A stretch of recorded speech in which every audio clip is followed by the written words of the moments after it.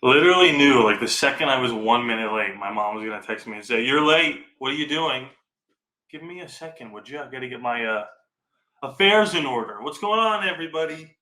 How we doing on this beautiful Friday evening? Cross programming with the NBA Finals yet again. Pacers up big last time I saw. Rooting for the Pacers. Why? I don't know. I just feel like it. Larry Bird, I guess. How is everybody doing? What's going on? My name is Rodney. If you already knew that, thank you so much for coming back and watching another video. Whether you're watching the live stream on BR, which I'm going to need you guys to be asking questions in the chat today because we have some topics, and I like the idea of breaking down the Raiders' offense because Pete Carroll said some interesting things about the run game. Michael Mayer let some things slip about the pass game. We got more Dante Thornton talk because he's the talk of the town.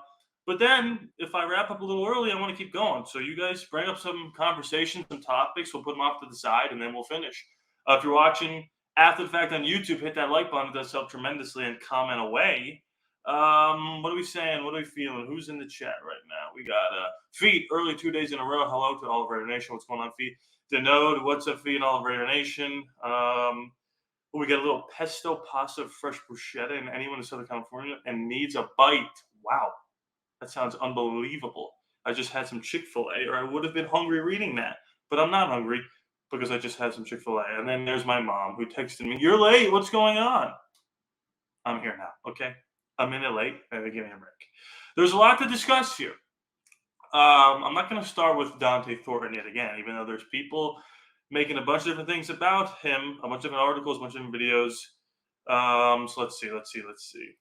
The first thing we should discuss is, I think, this comment that Pete Carroll made about the run game. Now, before I get into the article and all this stuff like that, I want to mention you have to take all this stuff with a grain of salt. Like, they're not going to come out and say, this is how we're going to run the offense. Although Michael Mayer, I actually do think, let something slip that maybe he shouldn't have, but he probably could have guessed what type of offense we're going to run with him and Brock Bowers. You have to take everything said in these media day, mini camp press conferences with a grain of salt. But I do think when Pete Carroll says something, I'm inclined to believe it, not because he's old and he just let it slip, but because he knows what he's talking about, and he knows that other teams are going to watch film on us and they're going to study the type of players that we have, right? And they're going to know what we're going to run. So there's no point in not saying what he said. What he said was, in essence, we're going to have a two running back system, and it's going to be heavily reliant on Ashton Jeanty and Raheem Mostert. So right off the bat, before we get into his explanation and the evaluation of this from Bleacher Report, I do want to say I like that because, and my main concern with Ashton Jeanty is his body's readiness to take on an NFL production type workload, right? We know he's a physical specimen. We've seen the shirtless pictures. This guy's absolutely a freak athlete. But when you come into the NFL and you carry the ball 25 times a game and you're getting hit by Fred Warner and Michael Parsons every play, that's going to wear down your body. And Josh Jacobs knows full well how hard it is to play all 16 games. Because if we pull up here, let's do Josh Jacobs stats. Josh Jacobs, I want to see how many games he played per season. So his rookie year, he played 13 games. So he missed 2 games his rookie year, Jacobs did. No, sorry, he missed 3 games his rookie year. His second year, he missed 2 games. His third year, he missed 3 games, played all 16 games or all 17 games in 2022. Then he missed 4 games again in 2023. We do not want Ashton Jeanty to running into the same problem as Josh Jacobs of I can't stay on the field. When I'm on the field, I'm healthy, and I'm playing at a high level. When I'm off the field, it's not going to go that well. So, and I agree with Denode. We need someone more reliable as a backup running back. So let's talk about it. Let's talk about Raheem Mostert, because this is going to be very interesting. Where are we going here? Hold on. Sorry. Okay, got the article pulled up right here. So Pete Carroll says in... Hello, can everybody hear me and see me? I think we blacked out there for a second. I'm going to continue going as if we're okay. You guys let me know if we're still good to go, because I think we lost a little audio video at some point there, but I think we're good now. So please let me know in the chat if you guys can see me and hear me. And we're going to continue to read from this article. Before we continue any further with this video, I have to tell you about today's sponsor, a comic book written by Omar Morales titled Major Thomas. That's right, you heard me. It is a comic book. Now, I am a fan of comic book movies, as you well might know, but I've actually never read a single comic book in my entire life. And when Omar Morales reached out to me and said, hey, I'm a Raider fan, I have an original comic for kids and adults to enjoy. It was a comic made for Raider fans, by Raider fans. I was reaching out to see if you wanted to spread the word. I was like, send it over, let me read it. And he sent it over. It's around 120 pages, and I read it all in one sitting. Major Thomas, or I'm sure it's actually Major Tomas, follows the story of a Mexican-American farm worker who becomes a NASA astronaut. Just as his dreams begin to blast off, he gets lost in the middle of a space war, marooned with crushing regret about his life choices. With a foreword by astronaut Jose M. Hernandez, Major Tomas is an inspiring hero's journey for young people around the world. Think about it this way. It's La Bamba meets Lost in Space meets Guardians of the Galaxy. You can find Major Tomas anywhere you can buy something on Amazon. It is just $6.99. It is for kids and adults to enjoy. It's got that Pixar energy. Pixar, obviously, kids' movies, but adults like me and you can enjoy this. And for Raider fans, there are plenty of Easter eggs. Like I said, no spoilers, but I'll show you a couple of my favorite comic book panels. You've already seen a couple in this ad read. All I'll say is this. We want to help out Raider Nation. This is a fellow Raider Nation guy who reached out, willing to sponsor this channel. The least we could do is check out his comic. $6.99 on Amazon. It's for kids. It's for adults. It's for everybody. Go grab Major Thomas. The link is in the description below of this video, and it is in my Discord and on my Patreon as well. Back to the video. Raiders Carroll eyes Ashton Jeanty, Raheem Mostert split as Thunder and Lightning combination. Love that. I mean, it's not exactly the most creative nickname of all time, but okay, we're good. Okay, good. You know, it is a nickname nonetheless. For rookies, few rookies are generating more excitement than Las Vegas rating back Ashton Jeanty.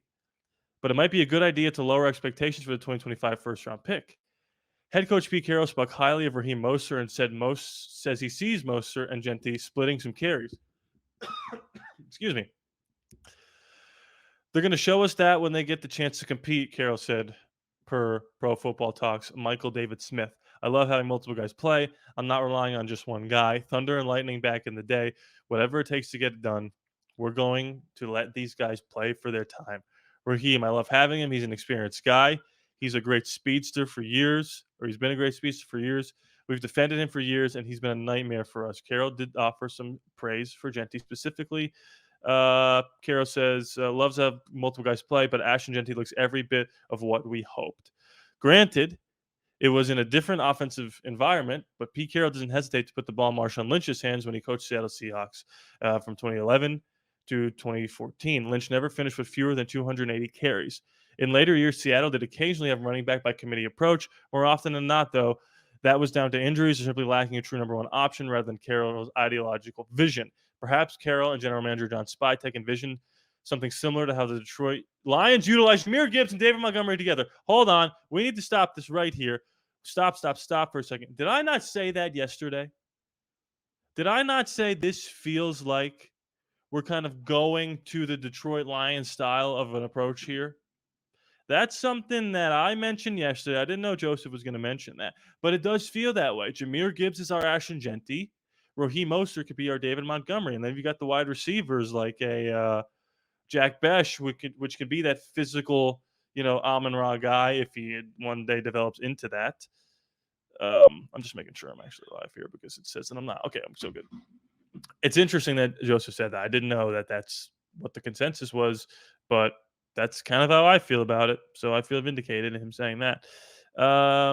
If that's the case, then sharing the backfield, Montgomery hasn't stopped Gibbs from totaling 3,190 yards from scrimmage through his first two seasons in the league. Should Jeanty be as good as everyone expects, it's hard to picture Carroll willfully limiting his impact on the field. You don't pick a running back 6th overall if you only want to use him in a bit part role. Wow, that's crazy that Joseph said that and basically agreed with what I said. I'm sure he didn't see that that's what I said. But here's my first poll question. As I want to discuss this a little bit more, and then I saw a question. No, I don't think he got it from me. I saw a question about Jack Besh, and we'll talk about Jack Besh too in a second here. Do you like playing two running backs? Now, when I say that, I mean like consistently, like Ashton Genty first and second down, Raheem Mostert on third down, not just like sprinkling in a little Doug Martin every now and again, like we did back in like 2018. I like this approach because of what I said about the history of Josh Jacobs and how he wasn't able to stay on the field all the time. Raheem Mostert is the perfect complement to Genty because the one sort of knock, even though it wasn't really a knock because he did catch a lot of passes in college at Boise, was that Genty wasn't the most prolific patch catching running back. Now, neither is Saquon Barkley, but you know, the idea of like Denote said, keeping them fresh for a long season is a big part of it, but also the pass catching element.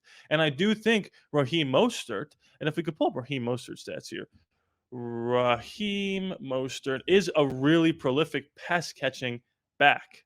So let's pull up Pro Football Reference here. Raheem Mostert, I mean, look, he's been in the league a long time. He's 33. So he's not exactly a spring chicken, but he doesn't have to carry the workload anymore. So that's why we bring somebody like him into the fold. So let's just pull this up here. But yeah, obviously it's the injury concerns.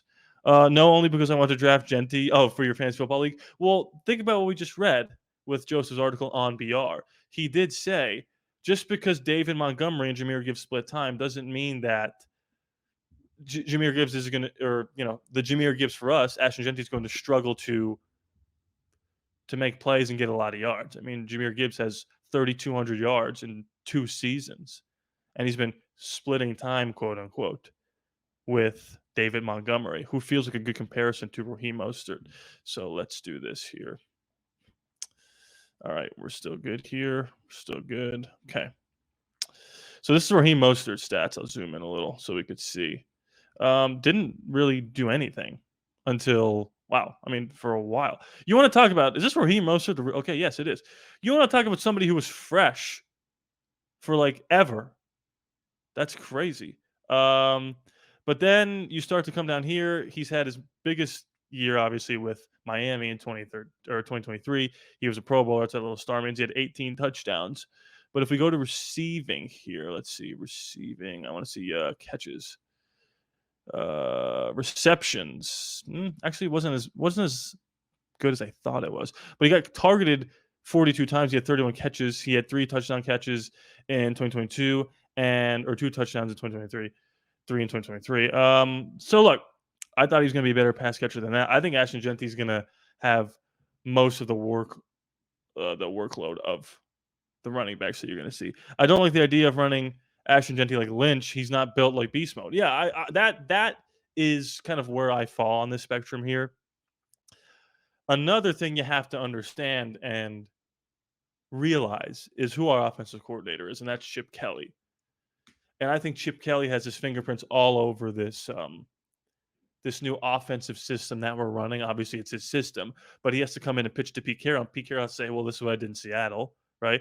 And John Spytek says, well, this is the players that we have that can run an offense that you want to run, but you also have to be adaptable. And Chip Kelly said as much. Like, look, when he was in Oregon and Philadelphia, he ran the same offense. Then he went to UCLA and ran a different offense. Then he went to Ohio State and ran a completely different offense than the other two.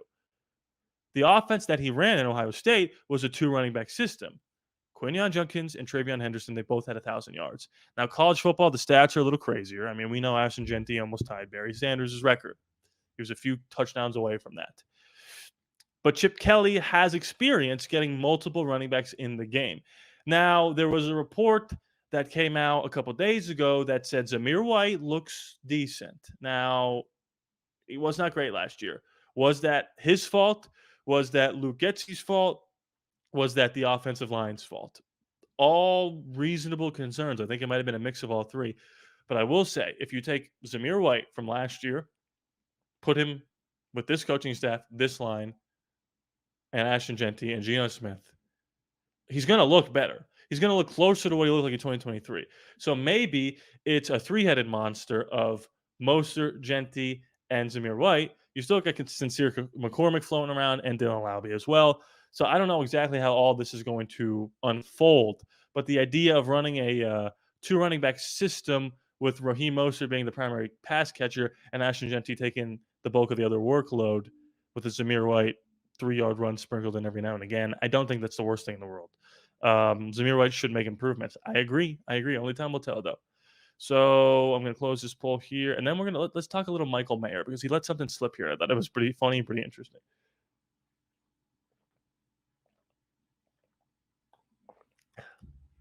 And if anybody has that Pacer score, I would really appreciate it. All right. So let's pull up the Michael Mayer story here. This is from June 11th. I saved it till Friday because I thought it was a good Friday topic. All right. Michael Mayer. Michael Mayer hints at 2 and 3 tight end personnel coming under Chip Kelly. I know what you're thinking. Who's that third? Oh, can I move my camera? Oh, I didn't even know that. Whatever. Did not know that. I know what you're thinking. Who's that third tight end? Well, we'll talk about it because it might not even be a tight end. Although it's Ian Thomas. The Raiders aren't expected. Who wrote this? Nobody. The Raiders aren't expected to make an aggressive move at wide receiver before the start of the season, and a lot of that has to do with the fact that they spent draft picks on Jack Bech and Dante Thornton, both of whom have impressed in offseason activities. The other element to the Raiders' lack of panic at wide receiver is the presence of 2 versatile tight ends. In the last year, the Raiders have spent first and second round picks on tight ends Brock Bowers, who is already an all-pro at the position. Brock Bowers' money mate Michael Mayer was rumored to be on the trade block a few months ago, but nothing materialized, and the expectation now is that he'll have a legitimate role in Chip Kelly's offense. Michael said, with me and Brock, it's pretty interesting because we do a lot of 12 personnel stuff. Mayer said, this spring we've been doing a lot of 13 personnel too, which has been awesome. It's been a lot of fun. If the Raiders plan to deploy multiple tight ends on a regular basis, the need for another wide receiver is even less urgent. Bowers is one of the most versatile tight ends in the NFL, and there's a chance his role could be adjusted in 2025. When on the field with Bowers, Mayer can play a more conventional role at tight end, and Bowers could split wide as a wide receiver. Former Raiders GM Tom Telesco commented last week on Bowers' ability to play wide receiver and tight end, and that dynamic was evident in his rookie year before he broke that all-time rookie receiving record for any position with 112 receptions, with 3 not great quarterbacks playing. As for the wide receiver room, the Raiders might add a veteran wideout in the months ahead, but it would be a surprise if they did anything ultra aggressive like bringing in a player like Terry McLaurin. Where's that coming from? Oh, because he's not happy with his contract. Yeah, I'm gonna go out on a limb and say 40 to 38. Wow, they closed that fast. I'm gonna go out on a limb and say we're not gonna trade for Terry McLaurin. A lot of interesting stuff there. We're gonna get to my harebrained theory that was not created by me, but I'm gonna adopt it. Michael Mayer saying 12 personnel makes a lot of sense. And it's something that we wanted to do last year, but Michael Mayer was MIA. He had, mental health things going on, and I hope that he's better and he looks better. I think he's going to be okay this year. But when he was gone, that kind of went by the wayside. Any Luke Getsy 12 personnel was gone. It probably wasn't going to work because Luke Getsy was terrible, but I think Chip Kelly is going to be able to run some 12 personnel a lot. And that means you're going to have 5 linemen, a tight end here, and a tight end here, and then 2 wide receivers split out. And the beauty of that is you could have your 12 personnel, and then you could, like they said, split Brock out into the slot, keep your traditional tight end, and now you've got a wide receiver being covered by a smaller corner or a slower linebacker, and we can exploit that with Brock, and you've got your wide receiver, Jacoby Myers, and then whoever's out there, whether it's Jack or Dante or Trey, we don't know right now, and now you've got your traditional offense. So that does make sense that we're not going out after any more wide receivers because I just thought of something else too, and I guess I'll talk about during the Dante Thornton thing. Because we're going to be running a lot of Brock at receiver. But also what they said is a lot of 13 personnel, which is 1 tight end here, 2 tight ends over here, or 3 tight ends on one spot, one position. Now, Ian Thomas, who I don't know that much about, is our 3rd tight end. Let me look at Ian Thomas. Looks like he played for the Panthers. He's been in the league 1, 2, 3, 4, 5, 6, 7 years. His best year was in 2018. He had 36 catches for 333 yards and 2 touchdowns. He's been in the Panthers forever, for the whole time he's been in the league. He's 29, 260, 6'4". He was drafted in the 4th round. I don't know a lot about him. Pete Carroll has been said he's been looking good. So maybe they're going to just run 3 tight end sets with 3 tight ends. Another thing that was suggested, I wish I could give credit to somebody. I don't remember where I read this. I think it was on BR. No, it wasn't on BR. I don't know. Was that we could run 13 personnel, which is what the Rams do a lot, 2 tight ends, And then just not three technique hand in the dirt, but just to the right of that last tight end is a wide receiver who's blocking for the run game. Usually that's Puka Nakua for the Rams, who's a physical wide receiver, but could also run up and down the field. And who's been getting a lot of Puka Nakua comps? Who's the wide receiver that we drafted that's known for his aggressive blocking? Jack Besh. So could Michael Mayer have let slip Chip Kelly's secret weapon, which is 13 personnel, two tight ends, Brock, Michael, and then just to the right of Michael, excuse me, Jack Besh, getting ready to block whoever is in front of him because he's that physical threat at wide receiver. I think that's what they're planning on doing.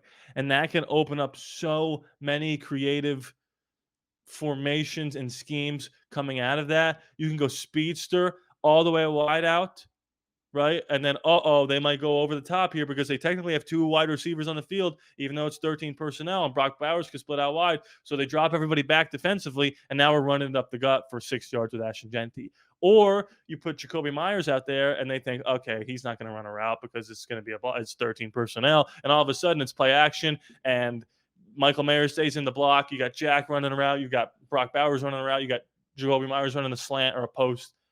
And all of a sudden, this 13 personnel turns into a split them out 4 wide situation.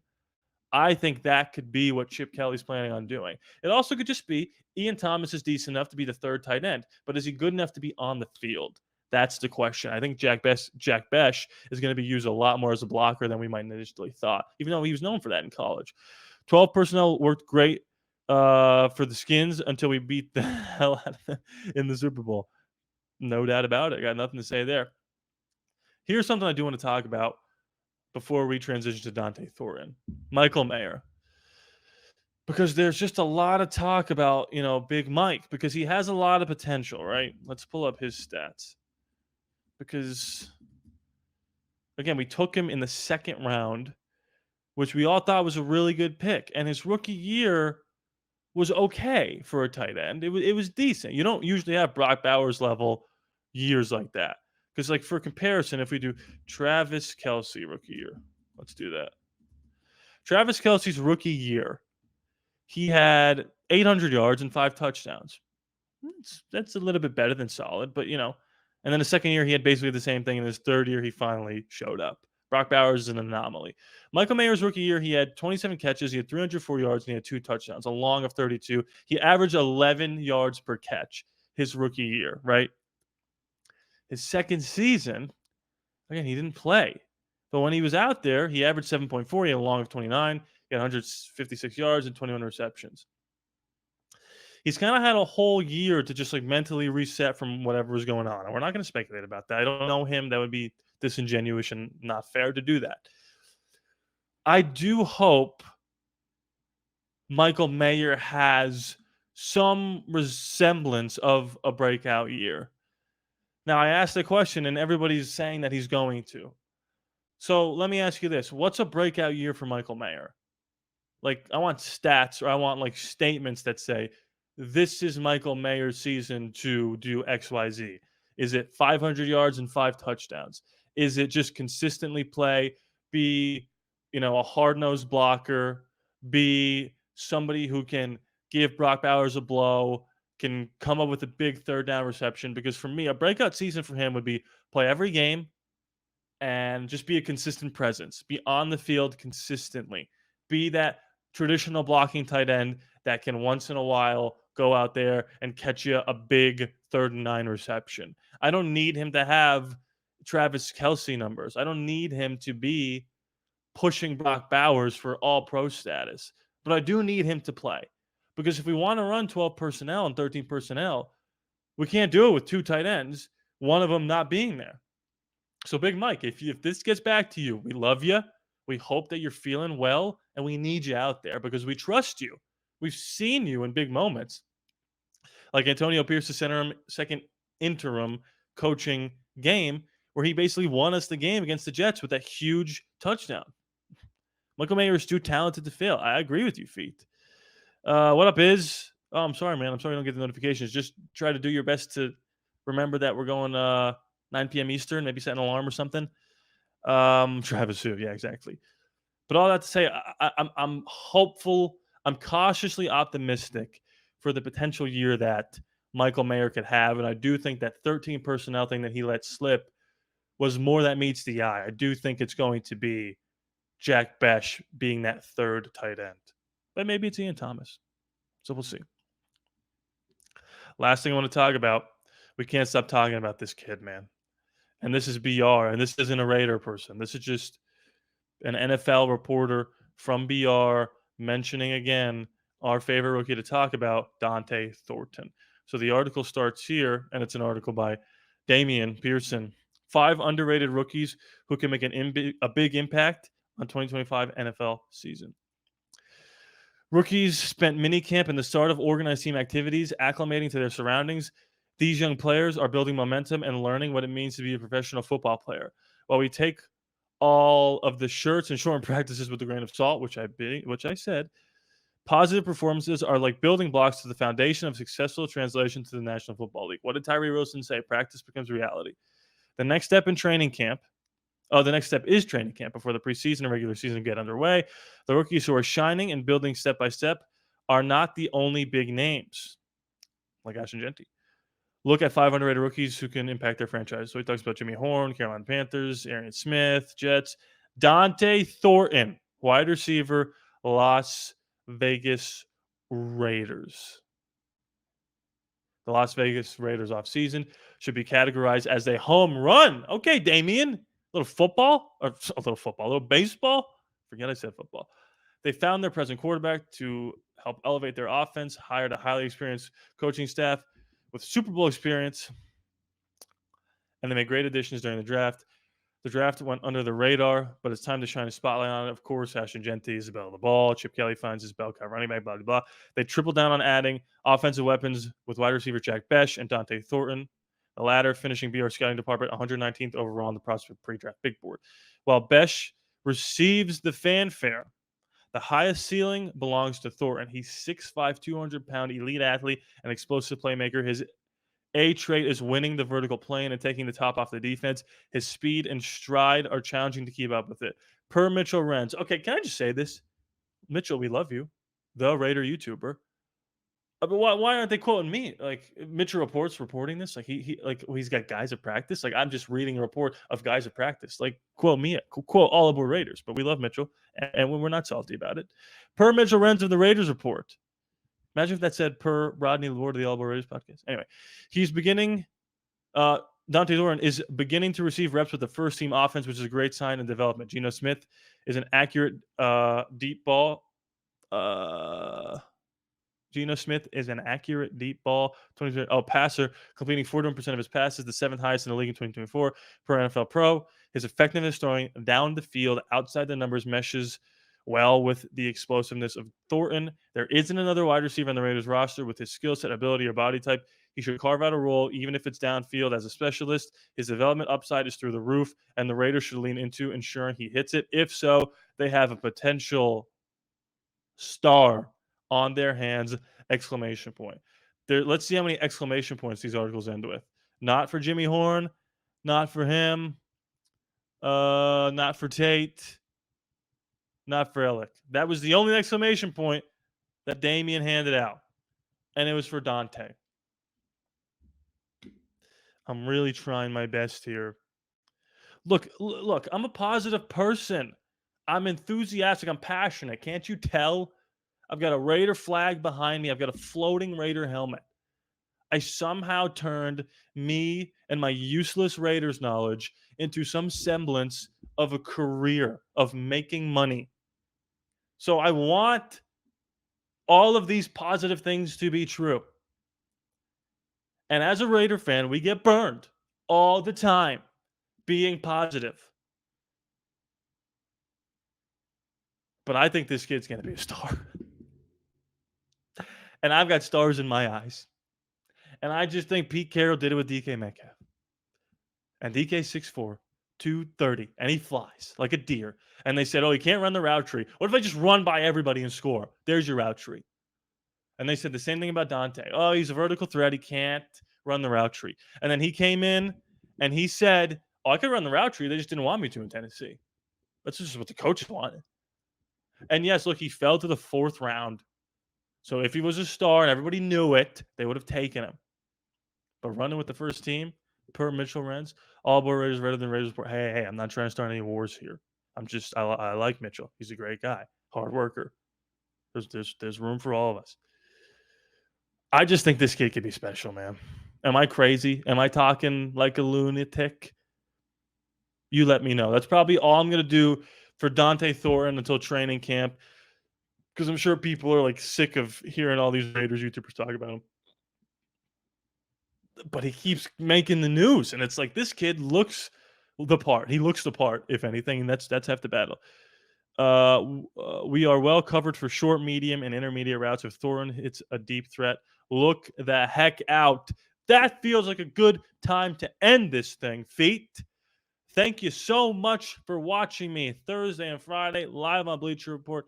After the fact on YouTube, got to put him and Trey on the field together, no doubt. That's called speed. You want about thunder and lightning? That's lightning and lightning.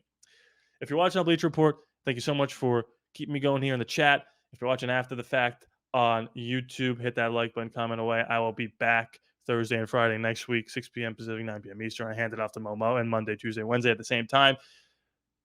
Like I said, hit that like button, comment away. Please be sure to subscribe. It's free out there. No charge to you. I love you guys, and I'll see you next time.